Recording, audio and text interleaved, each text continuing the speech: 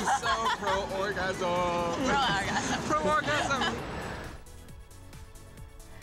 It clearly takes two to tango, and it's only fair to have both the male and the female perspective on sex and communicating. Joining us now is dating coach and author Kevin Carr. Welcome to the Chelsea Krost Show. Thanks for having me. I appreciate it. I'm so happy to have you. You know what? It's two fierce females here, so we needed to have the male's perspective. Okay.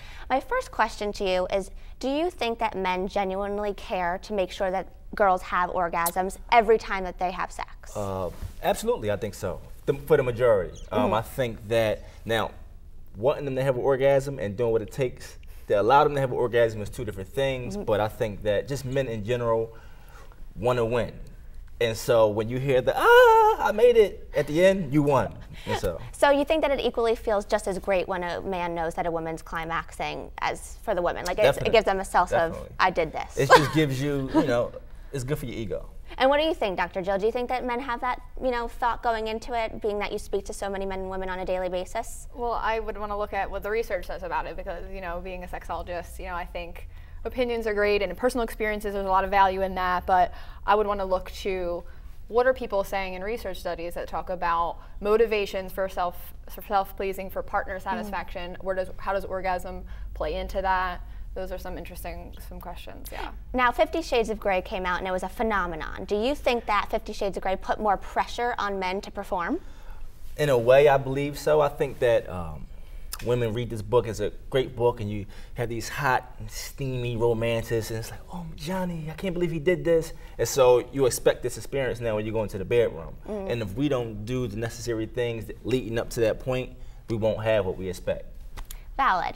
Some of my social media friends wanted to ask you both direct questions, and they sent us in some video messages. This message is for you, Jill. Let's take a look. Is it okay to masturbate even though I have a girlfriend? Is it okay to masturbate although he has a girlfriend? What do you think? If you want to masturbate, absolutely. What I believe is that you're a sexual person first, and then you share it second.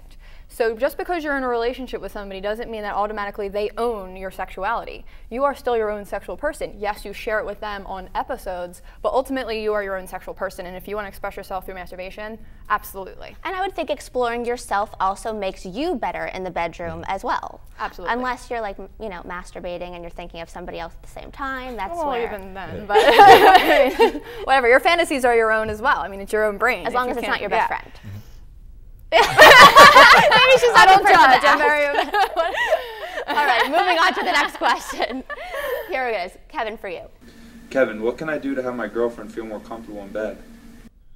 I think the first thing you have to do is lose your pride. A lot of times that men, when we going into sex, we feel like, especially if we did it right once, we feel like this thing is going to work every time and for everybody. And so we have to learn it's okay to ask questions sometimes. Are you, did this work? What do you like? Does this feel good? Does this feel good? And really being observant to realizing sometimes we can just get up there and just, you just want to do what you want to do, like you were talking about. But just really being observant and really trying to figure out, am I pleasing you? And adjusting along the way. Stay in tune to the female as well. All right, our next question is an Instagram picture, and this one is for both of you. What do you think? Is this outfit appropriate for a first date impression? Is it giving the wrong impression? Well, would you like to go first? I mean, it sounds like you had that visceral reaction that you wanted to ladies respond. first. I am a big proponent of freedom of expression. So if that's how she's comfortable, then that's how she should dress. The end. Yeah. Would you get the wrong impression? But what's the right impression? Well, I think the impression is what she's trying to say. I agree with the freedom of expression, but like you said, she has to know, what am I trying to say? Right. Because our presentation, whether we realize it or not, gives off a conversation.